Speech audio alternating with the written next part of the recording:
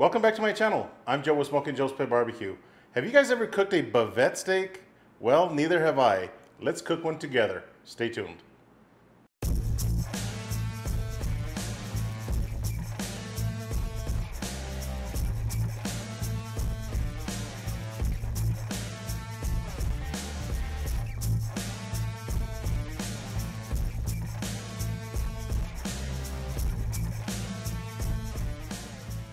Alright, so here's the Bavette steak that I'm going to be cooking today. This one is from E3 Meat Company.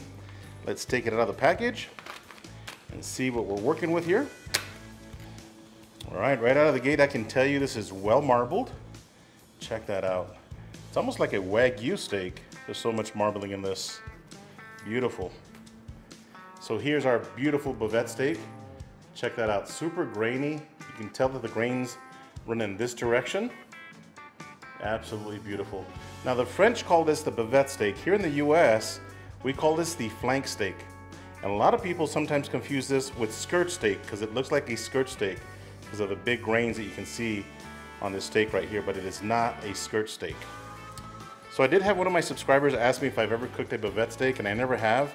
And he was on one of my lives, and I did tell him that I would cook one of these days. And I don't remember the gentleman's name, you'll have to forgive me. But whoever that is, this cook is for you. So here's our Bavette steak. I'm gonna rub this down with a couple of rubs from PS Seasoning, starting with the Barbecue General. This rub is a SPG rub. It's got some really good flavor. So add a good amount of that on both sides. This is probably my favorite rub that PS Seasoning has ever come up with. It's so good. A lot of flavor. All right, so here's the second rub that I'm going to be using, also from PS Seasoning. This is the Butcher's Blend. This is a rub that PS Seasoning came up with for Team USA. They have a Butcher's competition every year, and PS Seasoning is a big sponsor of that event. They came up with this rub, and it is fantastic.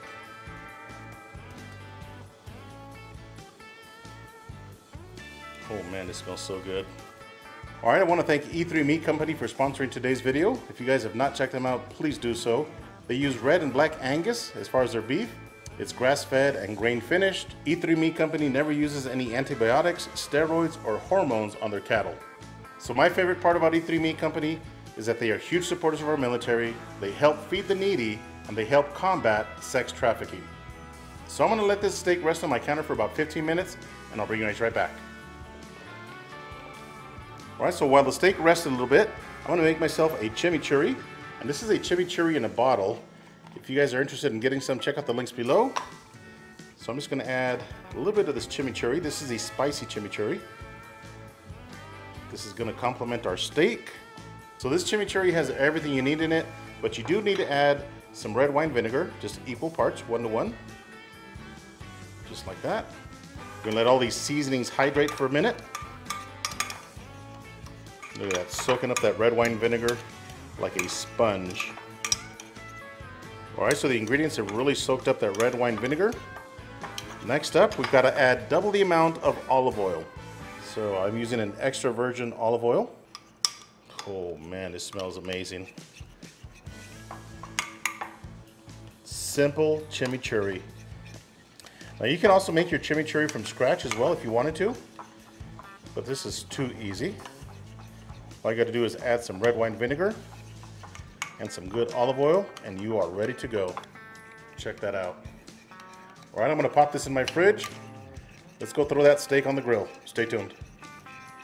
All right, so for this cook, I'm gonna be using my Grill of Grills Kong, my Kamado style cooker. And I do have a little bit of spent charcoal in there, as you can see, but I need a little bit more. So I'm gonna add a little bit more lump charcoal. This is the Chunks lump charcoal from Jealous Devil. Amazing charcoal. Just around that much. So some of you guys might be saying that's a lot of charcoal for that one steak, but the beauty of this Kong unit is that you can shut the intake and the exhaust down and it will completely turn off these coals, and I'll have plenty of spent coals for my next cook.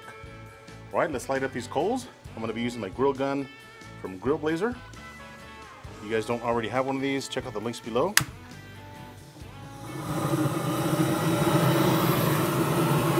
All right, that literally only took about 30 seconds. And those coals are lit. I'm gonna let these coals get really nice and hot, probably about 10 minutes, and I'll bring you guys right back.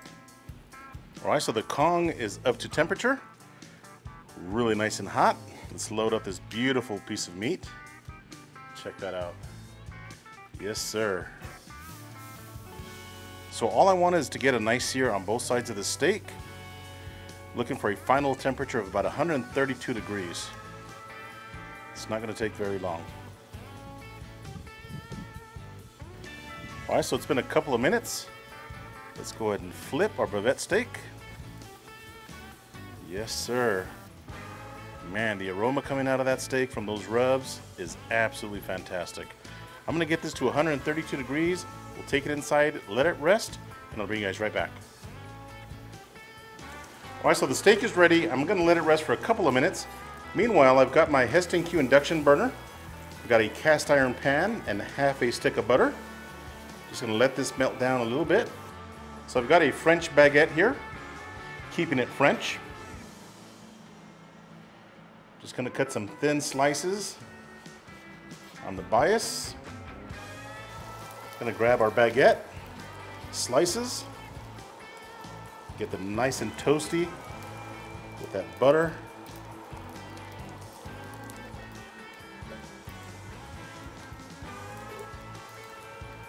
Beautiful.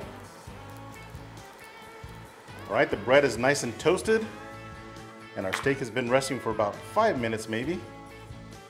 Oh, baby. Look at that. All right, let's slice into our Bavette steak. Remember that the grains are running in this direction, almost like a skirt steak. So I can see why people can confuse this with a piece of skirt steak. Oh my goodness. Super tender. I want the centerpiece right here. Look at that. Perfection. Super juicy. So I'm gonna get some really nice thin slices. Look at that.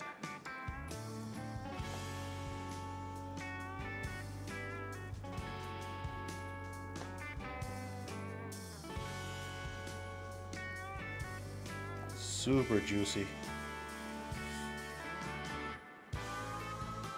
Look at that. That's a piece I'm gonna eat. Let's give it a taste. All right, so before I make up these appetizers, I want to give this steak a taste and see how we did. Here we go. Wow. That is a delicious piece of meat. Super beefy.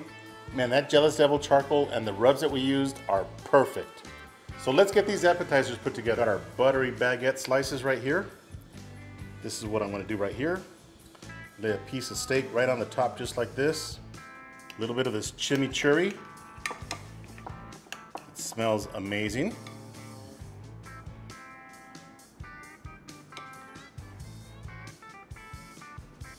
Look at that. Is that the perfect game appetizer or what? I'm gonna get a few of these put together and I'll be you guys right back. All right, here we go. I got the Bavette steak plated up with our toasted bread and our chimichurri. Gonna throw a little bit of fleur de sel on the top. Bring out those flavors. All right, let's give these bad boys a try. All right, here we go. Monster bite. I gotta tell you, that Bavette steak, that toasted bread, and that chimichurri tastes like $1,000,000. And you know what? That chimichurri is a spicy one. It's not really spicy at all. It's got a little hint of spice.